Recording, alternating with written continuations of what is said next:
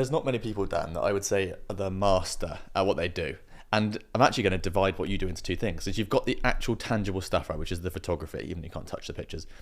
And you're obviously a master at that. But I don't know anyone else who can infect a room with emotion and sort of a vibe like you can. And I've been to some events where you've been around some very high level entrepreneurs, and I've seen you dancing at sort of high up ski events and stuff as well, and you're able to infect everyone with your happiness.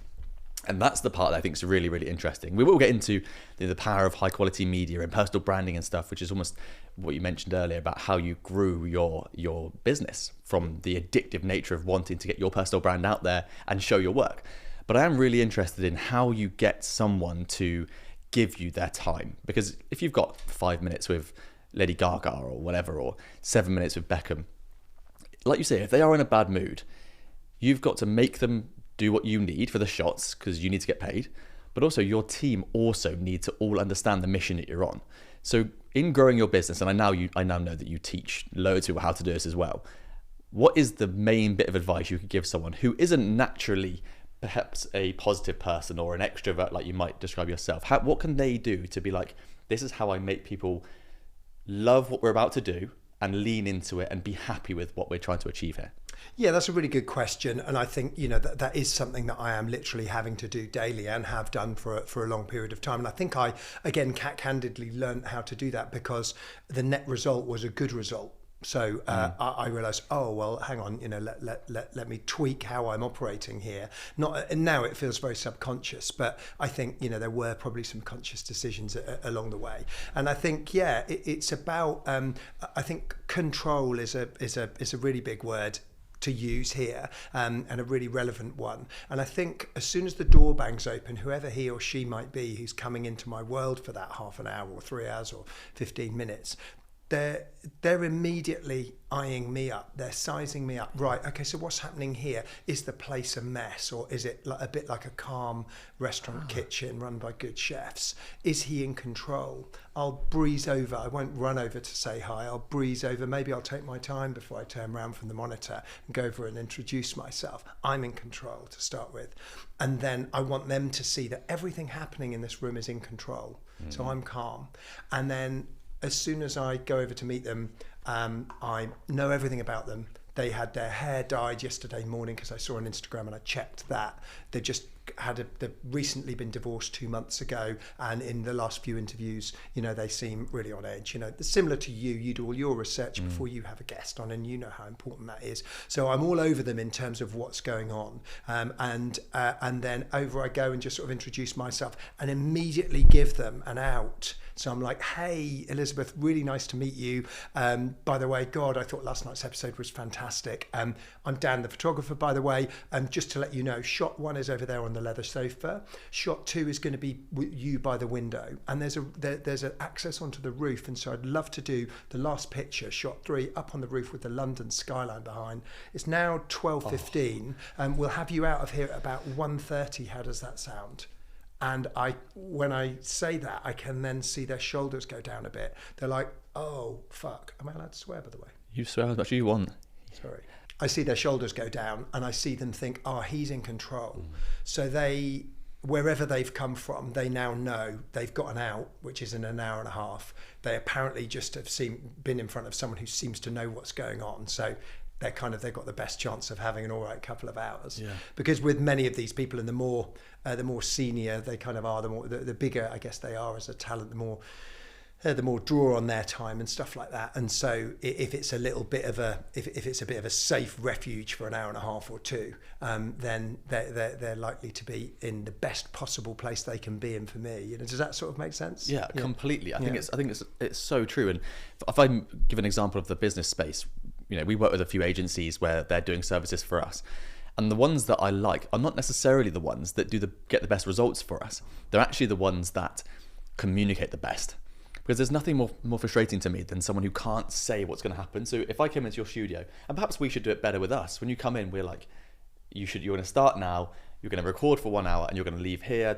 We try and do videos when you turn up and stuff, but there's so much to learn from even that, because if someone's got 5 or 10 minutes and you've given them that exact framework, I can see how it would relax them so much. Someone who's not used to even needing to see your face, they're just told, pushed, moved, shot, gone. Absolutely. So that's why you have clients that will only shoot with you as a photographer, right?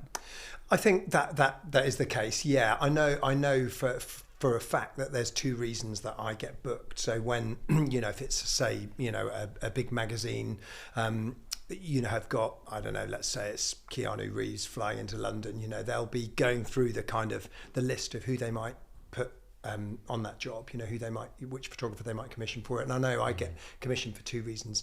Number 1, how quickly I work, and number 2, how I am with the talent. So those 2 things are the reason that I might get picked. It might be that whoever's flying in for the shoot there's no problems, there's no stress, there's no time delays, and whoever he or she is, they want to do some really epic shoot. They've built a fake pool with black water in it, and they've got a dress with, and there's loads of dead flowers in the water. They might use somebody else for that who they think is more creative, but not as good under pressure. So they're the reasons I know I get booked. So they might be like, oh, let's get Freddie Pullen for that. We know he'll nail it in terms of creative, but maybe he won't be quite as reactive as Dan Kennedy. I will get you a cover shot no matter what. Like, I mean, even if you're, if he or she is leaving and walking down the corridor, we'll get something. Haven't you got? I've heard you tell me this story before. Somewhere on a ski trip where you literally had to do it while someone was walking, when they're storming out. And you were like, I'm getting the shot. We did, well, actually with Keira Knightley, she was about to go, and my assistant held up we always carry a piece of black velvet, because black velvet sucks all the light, so you don't get any detail on it at all. Okay. So it's always in our kit, wherever in the world we are. We always have a piece of black velvet. And if the shit really hits the fan, the assistant's arms are up with the black velvet behind the talent. I'll zoom in a bit, go in really tight and just get them engaged. Okay, just wait for 1 second. You're out of here you're going to be out of here in 10 seconds. Just wait there. And then I'm in and I'm close. And then we get something, and that can be made to look like, a Time magazine cover or whatever it might be. And the black just goes to pure black, which kind of reveals them for who they are. So we have a good idea. We have to use that. And talking like Time magazine, right? Your shots are on the covers of all the biggest magazines. Lots of different magazines, yeah. So I have sort of 2 types of clients, really, editorial and commercial. So editorial are magazines, things like the Saturday and Sunday Times magazine, where you'll sometimes see my work. And then commercial clients I have who will have often seen some of my magazine work and then decided to book me to do their kind of commercial kind of campaign. So I've worked with people like Disney, Marks and Spencer's, Estée Lauder, Debenhams, lots of different names, sort of high street names and non-high street names as well, that you may or may not have heard of. So I'm quite lucky. I have a really weird and wonderful mix of clients. I've just spent 2 days with an amazing chef called Alain Roux and Heston Blumenthal as well, which was amazing. I'm really into food, so it's kind of quite cool for me to do that. And I also worked for an amazing entrepreneur called Mrs. Alice, who does these things called tablescapes, where she lays tables out to make them look beautiful. And she's just she's kind of a bootstrapping entrepreneur who's just broken into the US. She's impressive in her drive, and she's kind of gung-ho with it as well, and it's all working out. So we kind of fly by the seat of our pants, and we'll end up in Marrakesh, and we'll be shooting some of these tables on a rooftop, or last year we went to Lake Como, and some of the stuff didn't arrive and it nearly didn't happen, but of course it all did in the end. And so we have a ride on that job. It's great. I love it. It's the variation that I kind of love. Exactly, the variation.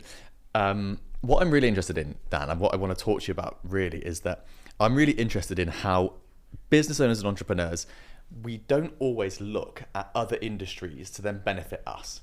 And so some people right now are doing this because they're, YouTubers, for example. Business owners are looking at YouTubers and saying, how can I make my video better? And they're bringing it into their business. And I know that you've worked with some incredible entrepreneurs who have said, actually, I should have really high quality still shot media as part of my assets. And so I'm interested in how that happens, how they approach you, what they're looking for at the time, how it benefits their personal brand. But I guess to start with, I think we should go back to when you were getting your credits in the newspapers, and you mentioned that you loved the addictive nature of your name getting out there, because that was, you building your personal brand, which is probably gone some way to helping you get to where you are today, right? So can you take us through that story of like, when did you start to realize that the personal branding through your images and your name was starting to lift you up into the industry? Yeah, that's a great question. And you're dead right, getting a byline, as we call it, your name credit on a picture, and that feeling, it really is a feeling. And it still happens today. And when I get a great cover, I feel really good about it. And I'm always excited to think, oh, which image did they use for the cover? And then great, my name's on it. And to that note, there's often then some uplift off the back of people seeing that cover, and they'll be like, "Oh God, I saw your cover with Tommy Fury or whoever it might be. God, that was amazing," and that will lead on to some other things. So I think that the work that the kind of the varied and hard work I've done, kind of primarily in London, doing these portraits and magazine covers and kind of grafting while learning as well how to bring out the best in people, not only as we spoke about previously in terms of in terms of putting them at ease, but also making them look the best that they can look. So there's a lot of other inherent stuff that happens with regard to their body shape, and you'll have to come on a shoot with me one time. Yeah, anyway. But what happens is I'm quite specific about where I'm positioning them to make them look their best, and that's something that I've just learned along the way, really. So some people are like, "Wow, you're really directing me. Thumb back, hand up a tiny bit. Wow, God, you're quite specific." And then they come over to the monitor and they see the results, and they're normally like, "God, I look great." Hopefully. Yeah. And so that's me looking through my lens and then reading the body shape to think, am I making them look a bit dumpy? And am I shooting too low? No, I've told them to lift up. Let's turn them a little bit, and then let me come a tiny bit higher. And already through my lens, I can see, wow, you're definitely looking better. But yeah, in terms of, but to your point about about I suppose a personal brand from my point of view, I think it's the portfolio, really. People will look back through and think, oh wow, God, you seem to have spent more than just one photo session with Dame Joan Collins. God, that something must be kind of all right if you're doing that. And I have a whole random raft of clients. I have some high net worth clients, and I think they probably look at that back catalogue and then think, okay, well, we want him to do it in the same way that if money was no object for you and you were living in London and you were super busy and you wanted a GP, you'll probably be like, okay, well, where's the best private GP that can just come to me? Yeah. I want get me an appointment in 2 hours. They need to come here. I'm not going anywhere. We can make that happen. That must exist here in London. So I think people who move in those circles, they just want they want a great quality, and so I think that's how we get commissioned for some of those kind of things. Yeah. So and some of those high net worth individuals are just looking for they're looking for great imagery. For themselves. They want to look their best, and hopefully I'm able to make them look their best. Yeah.